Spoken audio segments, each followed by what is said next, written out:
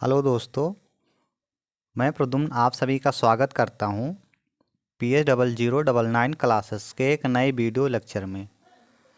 आज के video lecture में हम लोग देखने वाले हैं DLED सेकेंड सेमेस्टर में मैथ के बहुविकल्पीय प्रश्नों में प्रीवियस ईयर क्वेश्चन पेपर 2019 और 20 के। पिछले वीडियो में हम लोगों ने बहुविकल्पीय प्रश्न में प्रीवियस ईयर क्वेश्चन में 2015, 16, 16 सेकेंड और 17 के बहुविकल्पीय प्रश्नों को हल कर लिया था। आज हम लोग उसी के आगे देखेंगे। तो चलिए शुरू करते हैं।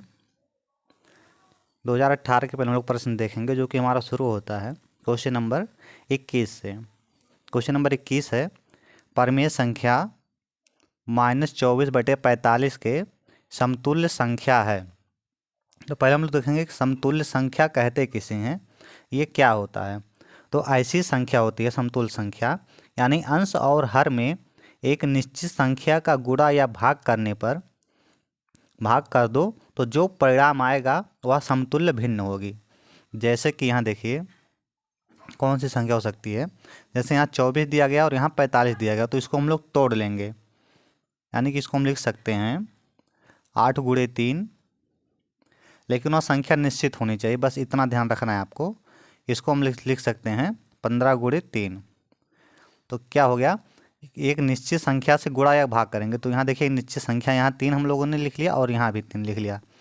तो अगर हम 15 का गुणा 3 में करते हैं तो हमको 45 मिल जाता है, और 8 का गुणा 3 में करते हैं तो 24 मिल जाता है। तो यही इसका समतुल्य भिन्न होगा। नेक्स्ट क्वेश्चन, यानी कि इस प्रश्न का राइट आंसर ये हो जाएगा -8/15। नेक्स्ट प्रश्न नंबर 22 है, समीकरण x/4 माइनस x/4 प्लस 10 बराबर, यहाँ दिया गया है 4। इसको हमको हल करना है। इसमें x का मान ज्ञात करना है। ये आपका है -4, यानी कि x/4 प्लस 10 बराबर -4 में x का मान ज्ञात कीजिए। तो चलिए ज्ञात करते हैं हम लोग। x+4 प्लस 10 बराबर दिया गया है -4 के। तो x+4 बराबर -4, इधर जाएगा तो -10।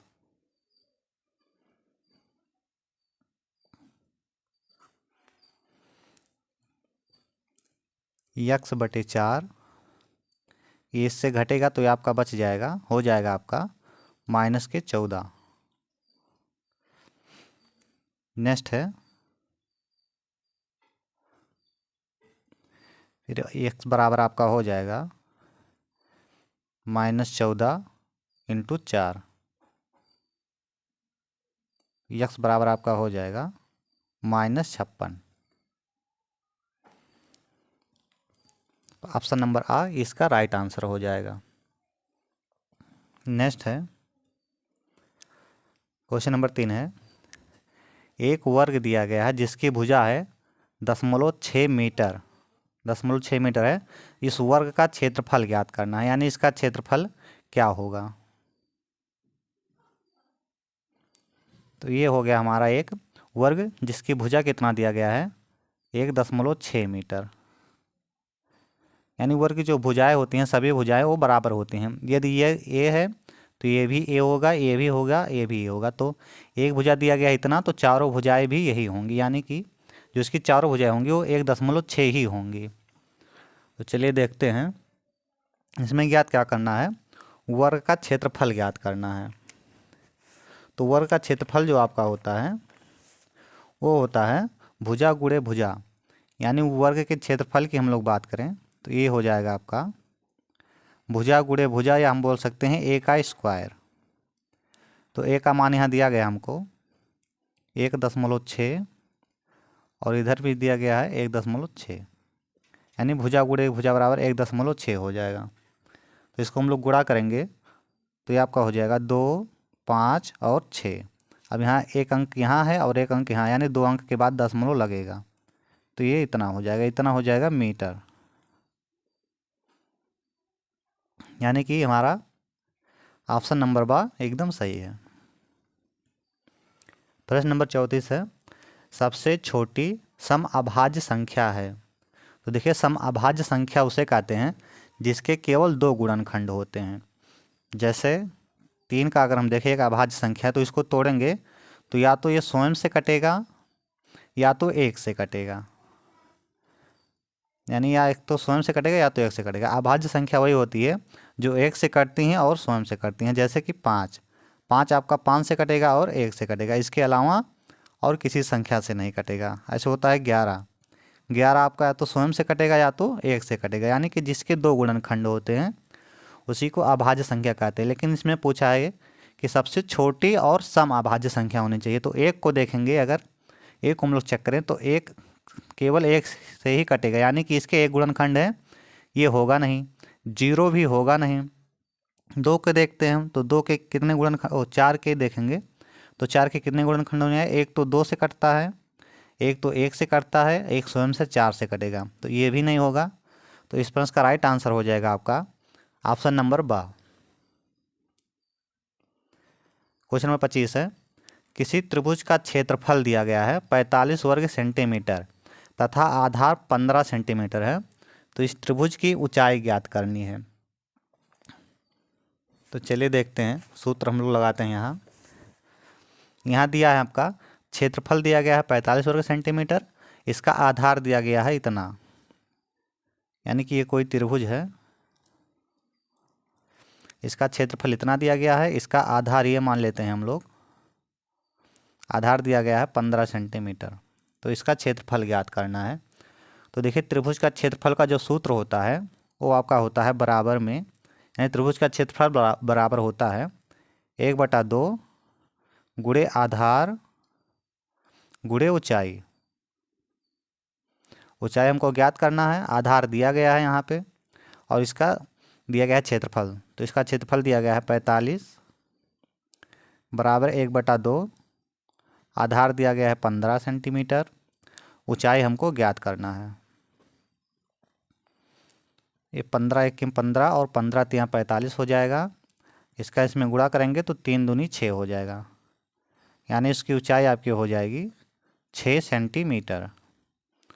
ऑप्शन नंबर द एकदम सही आंसर हो जाएगा इस प्रश्न का। क्वेश्चन नंबर 26 यानी 26 है, दिया गया है 2 असमान परिमेय संख्याओं के बीच परिमेय संख्या होती हैं, रिपीटेड क्वेश्चन है, तो अनंत होती हैं। जैसे हम मान लेते हैं एक संख्या ये है और दूसरी संख्या ये है, अब इसके बीच में परिमेय संख्या, तो 1 के बाद हम लिख सकते हैं 1.1, फिर 1.11, 1.111, 1.1111, ऐसे ऐसे ऐसे करके ये अनंत तक चली जाएंगी। प्रश्न नंबर 27 है, 21 की अनुवर्ती संख्या है, यानी जो संख्या 21 है उसकी अनुवर्ती की अनुवर्ती संख्या क्या होगी, ये हमको ज्ञात करना है। चलिए पहले हम लोग देख लेते हैं कि अनुवर्ती संख्या होती क्या है। अनुवर्ती संख्या, तो अनुवर्ती संख्या जैसी को हम बोलते हैं अगली संख्या, यानी नेक्स्ट नंबर। अनुवर्ती संख्या या अगली, इसमें क्या होता है +1 होता है। अनुवर्ती या अगली संख्या का मतलब होता है जो संख्या होगी वो संख्या और +1 वो हो जाएगी आपका अनुवर्ती संख्या। एक और होता है आपका पूर्ववर्ती,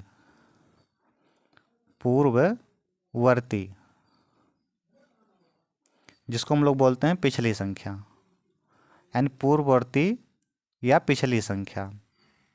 तो इसमें क्या होता है -1 होता है, यानी कोई संख्या +-1 जो होगा ये आपका होता है पूर्ववर्ती संख्या या पिछली संख्या। तो इसमें क्या पूछा है 21 की अनुवर्ती संख्या, तो 21 की अनुवर्ती संख्या का हो जाएगी 21 + 1 बराबर आपका हो जाएगा 22, फिर की अनुवर्ती यानी इसका भी अनुवर्ती यानी फिर +1, तो ये आपका हो जाएगा 23। 21 की अनुवर्ती, तो अनुवर्ती 21 की अनुवर्ती मतलब होता है संख्या +1, तो ये हो गया 22, फिर कह रहा है कि फिर उसका भी अनुवर्ती संख्या यानी इस 22 का अनुवर्ती यानी कि 22 + 1 तो बराबर 23, तो तो इस प्रश्न का राइट आंसर हो जाएगा आपका ऑप्शन नंबर द।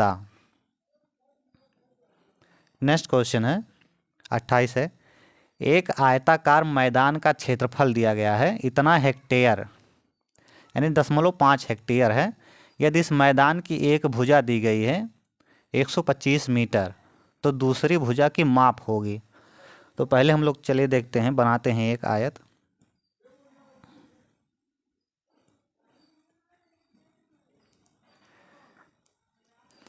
ये हो गया हमारा एक आयत। अब इसमें क्या दिया गया है, इसका जो एरिया है यानी कि ये दिया गया हमको, ये एरिया दिया गया है, क्षेत्रफल दिया गया है 0.5 हेक्टेयर दिया गया है, और इसकी क्या दिया गया है, एक भुजा दिया गया है। तो एक भुजा हम मान लेते हैं, ये वाली भुजा 125 मीटर दिया गया है। अब हमको इसका दूसरे भुजा की माप ज्ञात करना है। तो चलिए हम लोग देखते हैं, एक हेक्टेयर जो बराबर होता है, यानी एक हेक्टेयर बराबर आपका होता है 10,000 मीटर स्क्वायर के। एक हेक्टेयर बराबर आपका होता है 10,000 मीटर स्क्वायर के। तो यहाँ दिया कितना गया है 0.5 हेक्टेयर। 0.5 हेक्टेयर का मतलब होता है कि आधा हेक्टेयर।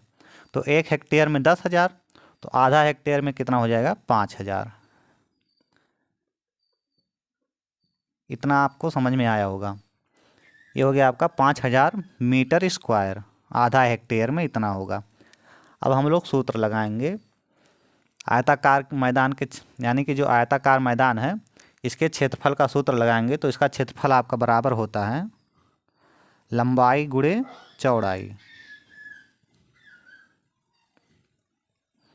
इसका क्षेत्रफल बराबर लंबाई गुणे चौड़ाई। तो इसका क्षेत्रफल दिया गया है कितना है, तो ये आपका हो गया 5,000। इसका लंबाई दिया गया है, लंबाई इसका है 125 मीटर गुणे चौड़ाई, यानी एक भुजा की माप यानी उसकी चौड़ाई है, ये ज्ञात करना है। तो अब हम लोग इसको काट लेंगे। इसको काटेंगे 125 से एक बार में काटेंगे, और ये पूरा कटेगा आपका 40 बार में। तो चौड़ाई बराबर आपका हो जाएगा, चौड़ाई बराबर आपका हो जाएगा 40 मीटर। ये हो जाएगा इस प्रश्न का राइट आंसर, ऑप्शन नंबर सा। नेक्स्ट है क्वेश्चन नंबर 29 है, एक घन मीटर बराबर होता है, यानी एक घन मीटर जो है ये किसके बराबर होता है। तो एक घन मीटर जो होता है आपका, ये बराबर होता है आपका 1,000 लीटर के। 1,000 लीटर के बराबर होता है। एक घन मीटर मतलब होता है मीटर क्यूब। एक घन मीटर का मतलब होता है कि मीटर क्यूब। तो ये इसका राइट आंसर हो जाएगा आपका option number the. Question number 30 और इस वीडियो का लास्ट क्वेश्चन